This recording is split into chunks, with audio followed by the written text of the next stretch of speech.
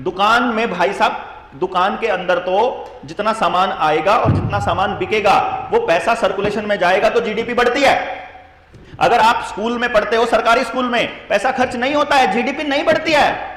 लेकिन private school में पढ़ते हो तो आपको प्राइवेट बस लेनी पड़ेगी, ड्राइवर रखना पड़ेगा, कंडक्टर रखना पड़ेगा, आया रखनी पड़ेगी, सीसीटीवी कैमरा लगाना पड़ेगा, आपको बेंचेस लाने पड़ेंगे, बढ़िया बिल्डिंग बनानी पड़ेगी, रोज मेंटेनेंस के लिए और एम्प्लॉय रखने पड़ेंगे, और शोशेबाजी करनी पड़ेगी, और करना पड़ेगा, ज्यादा फीस लेनी पड़ेगी, ज्यादा खर्चे करने पड़ेंगे, गाड़ियां खरीदनी पड़ेंगी, और कुछ करना पड़ेगा, तो जीडीपी बढ़ती है।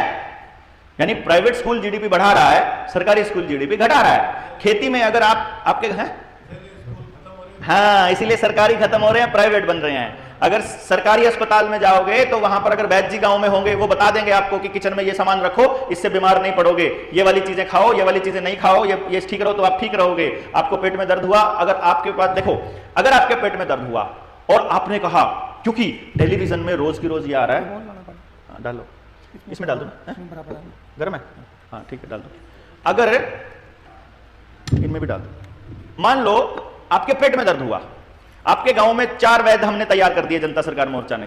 पेट में दर्द होते ही आपने फोन किया वैद्य जी को, वैद्य जी पेट में दर्द हो गया, वो कहेंगे भाई वहां एक ऐसी करके एक चूर्ण रखी होगी वो खा लो, या अजवाइन रखी होगी, उसको मालूम है इस मौसम में क्या खाने से क्या होता है, तो वो जैसे ही फोन करोगे सबसे पहले पूछेगा क्या खाया था रात को, ये खाया था। अब उसको पता लग जाएगा इसकी वजह से इसका कौन सा बैलेंस बिगड़ा है, क्या चीज खानी है, रसोई में जो आइटम रखी होगी बोल देगा वो खा ले, वो खा लेगा, पेट दर्द ठीक हो जाएगा, जीडीपी नहीं बढ़ेगी। ठीक, अब पेट दर्द हो गया, लेकिन टीवी में लिखा हुआ है कोई भी दिक्कत आने पर डॉक्टर से संपर्क करें, बिना डॉक्टर की सलाह के कुछ ना खाएं। अब यहां से जाएंगे, अब जाओगे डॉक्टर के पास, पेट में दर्द हो गया, अब बच्चे का मामला है, बाप को लगे कोई टेंशन ना हो जाए, बाप ने उठाई गाड़ी, जैसे ही गाड़ी के सलफ मारी, जीडीपी बढ़ी।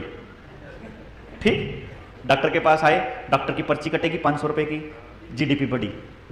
डॉक्टर लेटा, वो बच्चा लेटा, डॉक्टर आया, पेट पे हाथ लगाया, हार्ड और अपेंडिक्स लग रहा है, गड़बड़ लग रही है कुछ, उसको बेचारे को हो रखा फूड पॉइजनिंग। मेरे बेटे के साथ हुआ है ये, मैं बता, ये मेरे घर में हुआ, मुझे लगा कि यार दिखाना पड़ेगा। ये आज से 11 साल पहले की बात है, मैं चंडीगढ़ में नया नया आया था, मतलब 11-12 साल पहले, तो 2012 में कि 13 में कुछ ऐसा ही इंसिडेंट रहा होगा। उसको पेट दर्द हो गया रात को एक बारी, तो मैं गया डॉक्टर के पास गाड़ी उठा के, उसको कहाँ लेके जाऊँ मैं, तो बैठ तो है नहीं शहर में चंडीगढ़ में। तो मैंने फोन किया जो लोकल मेरे स्टूडेंट्स थे उनकी मदर को, मैंने कहा जी यहाँ पे सबसे बढ़िया डॉक्टर कौन है, मुझे तो बढ़िया डॉक्टर ढूंढूंगा मैं तो। वो बोला जी अस्पताल बढ़िया है। अब वो मैं जब गया तो वो अस्पताल इतना बड़ा था, मैं उसकी एडवर्टाइजमेंट नहीं करना चाहता, मैंने फेसबुक पे लिखा हुआ फोटो के साथ। तो मैं गया वहां पे डॉक्टर के पास, जाते ही पर्ची मारी उन्होंने, तो देखे मैं देख रहा हूँ पूरा सीन। डॉक्टर आया, फिर भागा हुआ, और ये तो हो गया है, आप ऐसा करिए सुबह ऑपरेट करना पड़ेगा शायद, तो आप इसका अल्ट्रासाउंड करवाना पड़ेगा, अभी तो खाना खा लिया, सुबह खाली पेट इसका अल्ट्रासाउंड कराएंगे सबसे पहले, और फिर जो भी दिक्कत होगी निकाल देंगे। मैंने कहा ठीक है। अच्छा, मैं चलता हूँ इंस्टिंक्ट से, मैं ऐसे नहीं चलता, मैं ले गया, मैंने पूछा बेटे से, मैं कहा अभी कैसा है दर्द, बोला दर्द तो है लेकिन थोड़ा सा हल्का सा कम है। मैंने कहा कोई बात नहीं। मेरे एक मौसा जी हैं करनाल में, मैंने उनको फ़ोन मिलाया, मैंने कहा ऐसे ऐसे करके बात हुई है, पेट दर्द है। बोला खाया क्या था, मैंने कहा ये खाया था, वो बच्चों के डॉक्टर हैं, ये खाया था, पेट ऐसे हो रखा है, भारी हो रखा है, मतलब वो सब तुझे पूछ, बोला हाँ ऐसे हो रखा है। बोला कुछ नहीं, सुबह तक ठीक हो जाएगा तू, और कोई दिक्कत होगी तो करनाल आ जाओ। मैं कोई ऐसे खतरे वाली बात नहीं। बोला ना, तो मैं अल्ट्रासाउंड ना करूँ, पागल है तो अल्ट्रासाउंड कराएगा, तो कर चल। वो जो मैं अपना बेटे को लेके मैंने बोला, मैं वो बोला एडमिट कर, मैं एडमिट करूँगा तो जीडीपी बढ़ेगी, अल्ट्रासाउंड कराऊंगा तो भी जीडीपी बढ़ेगी, ऑपरेशन होएगा तो भी जीडीपी बढ़ेगी।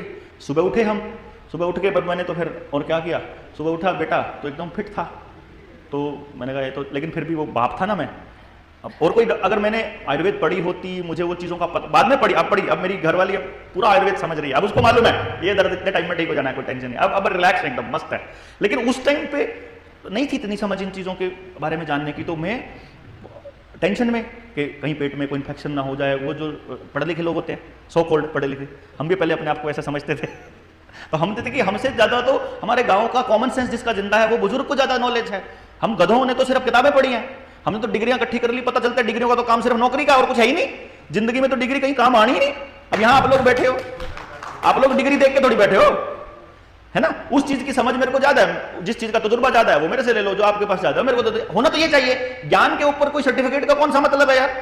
तो मैं सुबह सुबह उठ के, मैंने उठते ही सबसे पहला काम किया, सारे काम बंद करे, मैंने गाड़ी में सेल्फ मार के जीडीपी बढ़ाई, और मैं सीधा अपने करनाल आ गया अपने मौसा जी के पास। मेरे मौसा ने अपने नंबर एक फ़ोन किया बड़े सर्जन को, वो सर्जन गया, बोला मैंने फ़ोन कर दिया है, तेरी पर्ची नहीं कटेगी, तू जाके मिल। करनाल के सबसे बढ़िया सर्जन के पास हम लोग गए, सर्जन ने हाथ लगाया, अरे रात को कुछ कबाड़ा खा लिया था, फूड पॉइजनिंग थी, कुछ नहीं, चल मौज कर।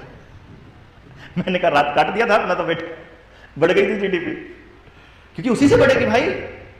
आप अगर अपने जीवन को, अपनी खेती को पशु आधारित बना लोगे तो खाद के लिए पशु नहीं चाहिए, अपना बीज खुद बना लोगे तो बीज के लिए कंपनी पर निर्धारित नहीं रहोगे, पानी का अरेंजमेंट ऐसा कर लोगे कि स्टोर कर लो और फिर अपना पानी इस्तेमाल कर लो, बिजली के ऊपर निर्भर नहीं रहोगे। आप बिजली पर निर्भर नहीं रहे, कंपनी पर निर्भर नहीं रहे, ट्रैक्टर पर निर्भर नहीं रहे, क्योंकि आपने अपनी खेती खुद करनी शुरू कर दी, तो जीडीपी जीरो बढ़ेगी भाई, समझे नहीं? जीडीपी जीरो बढ़ेगी। अगर आप लोग खर्चा नहीं करोगे तो जीडीपी नहीं बढ़ेगी, तो उनके हिसाब से देश का विकास नहीं होगा, उनके हिसाब से आदमी का विकास होगा, केवल देश का नहीं होगा। और मैं समझता हूं आदमी का विनाश और देश का विकास, ये कौन सी कैलकुलेशंस हैं? ये तो कैलकुलेशन समझ से परे की बात है। और जब पता चलता है, वो जो पीएचडी वाले बंदे की जब मैं बात कर रहा था, वो मुझे बता रहा है कि जी केवल 7% रह गई है खेती अमेरिका में, तो और देखो ना अमेरिका कितना विकसित देश है। मैंने कहा अमेरिका इतना विकसित देश है कि पूरी दुनिया में डिप्रेशन के केसेस सबसे ज्यादा अमेरिका में है, कैंसर के केसेस सबसे ज्यादा अमेरिका में है, परिवार टूटने के, तलाक के केसेस पूरी दुनिया में सबसे ज्यादा अमेरिका में है, पोल्यूशन का इतना बुरा हाल है और संसाधनों के डिस्ट्रीब्यूशन का यह हाल है कि केवल 2% लोग पूरी दुनिया के 90% संसाधनों पर कब्जा करके बैठे हैं, इतना बुरा हाल है अमेरिका के अंदर। अमेरिका के ऊपर पूरी दुनिया में अपने जीडीपी का सबसे ज्यादा कर्जा है, पूरी दुनिया में सबसे बड़ा कर्जदार देश अमेरिका है। और किसानों की खेती छोड़ करके, क्योंकि वो दुकानदारी में चले गए तो उससे आंकड़े बढ़ने लग गए तो देश विकसित दिखने लगा। तो उन्होंने ये कहा कि किसान अगर खेती छोड़ेगा तो देश का विकास होगा, और नई पीढ़ी के दिमाग में ये डालना स्टार्ट कर दिया कि किसान के खेती छोड़ने से देश का विकास होना संभव है, फैक्ट्रियां आने से देश का विकास होगा। ऐसा हमारी नई पीढ़ी को समझाने की कोशिश चल रही है, और वो लोग कामयाब हो जाएंगे यदि हमने आज ही अपनी बात को जोड़कर दहाड़कर बोलना शुरू नहीं किया तो कि तुम्हारी जबरदस्ती नहीं चलेगी, तुम्हारे जीडीपी के आंकड़े नहीं चलेंगे, हम तुमको बताएंगे जीडीपी कैसे बनती है। अब हम इस पे अगर चिंतन नहीं करेंगे, मनन नहीं करेंगे, रिसर्च नहीं करेंगे, अब आप लोग जो मैंने आपको बातें बताई हैं, क्योंकि आप जागे हुए लोग हो इसलिए आपको ये बातें समझ आ जाएंगी, लेकिन लोगों को दिखाने के लिए तो आपके पास आंकड़े होने चाहिए, दस्तावेज होने चाहिए। वो आंकड़े तैयार कौन करेंगे? लोग। तो हमको कोई भी काम करना है, बदलाव करना है, सोच बदलनी है, देश बदलना है।